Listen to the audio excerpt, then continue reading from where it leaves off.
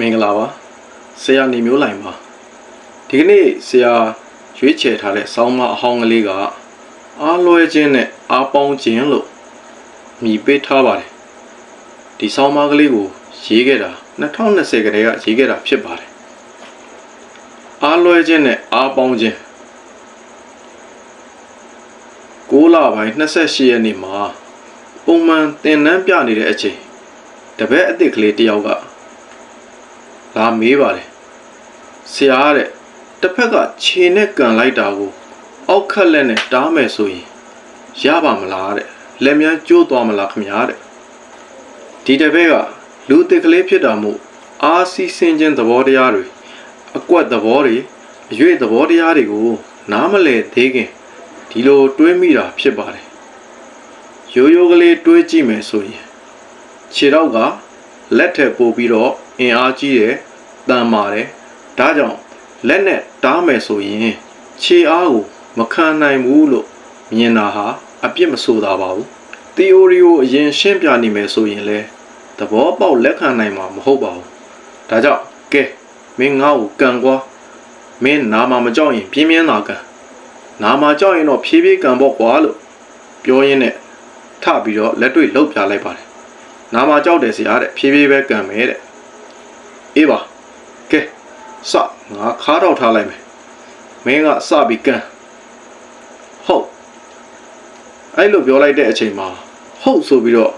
ခြင်လေးတိုင်းအနေထားကနေခတ်ဆဆကလေးကန်လာပါတယ်ဒါကိုတက်ပြီးတော့ပယ်လက်အောက်ခက်လက်နဲ့အကွက်ကိုပဲအသုံးပြုပြီးတော့ရှင်းပြလိုက်ပါတယ်အောက်ခက်လက်ကိုလည်းခတ်ဆဆခတ်ပြလိုက်ပါတယ်ကဲဘယ်နဲ့လဲမင်းခြေတော့ကငါ့ကိုထိသေးလားလို့မေးလိုက်တဲ့အခါမထိတော့ဘူးဆရာတဲ့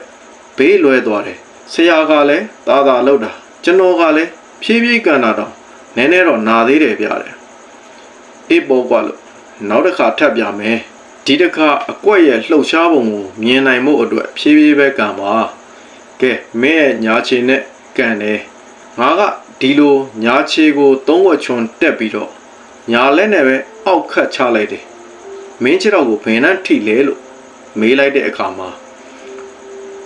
ဒူးနာလေးကိုအပြင်ဘက်ကနေထိတယ်ဆရာတဲ့အေးအဲ့ဒီတော့ငါလက်ကနာသွားနိုင်သလားလို့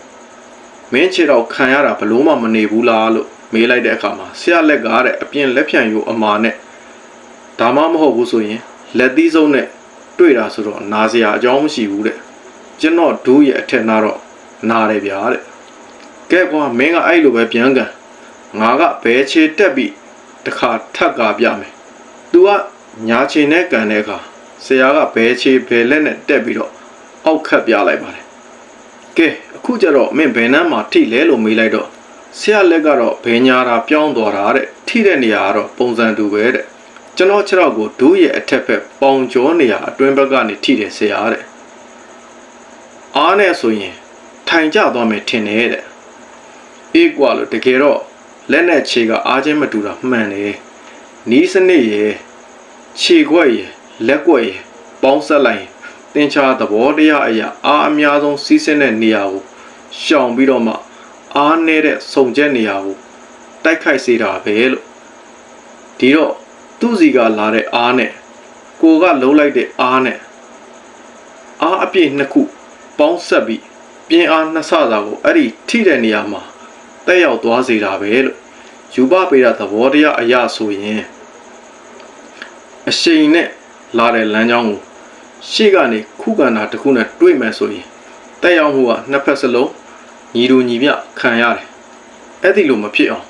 သင်္ချာသဘောတရားနဲ့ပေါင်းဆက်ပြီးတိုင်းကွက်အဖြစ်ပြောင်းလဲတဲ့အခါအားအပြင်းဆုံးနေရာကိုရှောင်ပြီးအားပြောတဲ့နေရာကိုတိုက်ခိုက်လိုက်တဲ့တိုက်ချက်အဖြစ်ပြောင်းသွားတာပဲလို့အဲ့ဒီလိုရှင်းပြပေးလိုက်ပါတယ်ဒါကတော့မင်းအနေနဲ့ကအောက်ခက်လက်ကိုပဲသင်ကြားရသေးတာမဟုတ်လို့သူအားကိုအားနဲ့ပေါင်းပြီးတိုက်တဲ့သဘောတရားပဲပါသေးတာဝင့်ဆိုတဲ့အကွက်ကိုသင်ရတဲ့အချိန်ကြရင်အားလန်းချောင်းတွေပိုးပေါင်းပြီးလမ်းလွဲသွားစေတာတွေထပ်ပြီးလာအောင်မယ်လို့တစ်ဆက်တည်းရှင်းပြလိုက်ပါတယ်ကဲဒီလောက်ဆိုရင်မင်းသဘောပေါက်ရဲ့လားလို့မေးလိုက်တဲ့အချိန်ကြတော့မှသဘောပေါက်သွားပါပြီဆရာတဲ့လက်တွေ့အရင်ပြပြီးမှ theory ပြောတာဆိုတော့ပိုရှင်းသွားတယ်ဗျာတဲ့ကဲဒါလေးကိုသတ်မှတ်ထားတဲ့အချိန်ရရအောင်ကျင့်လိုက်ပါအောင်လို့ပြောပြီးတော့သင်တန်းကိုဆက်ပြီးတော့လေ့ကျင့်ခိုင်းလိုက်ပါတယ်ဒါကတော့အားပေါင်းခြင်းနဲ့အားလွှဲခြင်းသဘောတရားအကြောင်းကိုပထမအဆင့်တိုင်းကွက်ထဲကသင်ကြားနေတဲ့ဟာနဲ့ပဲလက်တွေ့ရှင်းပြလိုက်တဲ့အကြောင်းတိုင်းပြောင်းမြန်ဝါသနာရှင်တွေကိုဘ ഹു တုတအဖြစ်ရေးသားပေးတဲ့ဆောင်းပါးကလေးဖြစ်ပါတယ်ဒီဆောင်းပါးလေးကိုဒီလောက်နဲ့ပဲညီကုန်းချုပ်ပါတယ်ဆရာရဲ့ဆောင်းပါးလေးတွေကိုအားလုံးနားဆင်နိုင်ဖို့အတွက် like share subscribe လေးတွေလုပ်ပေးကြပါဦးအားလုံးရှင်လန်းချမ်းမြေပါစေ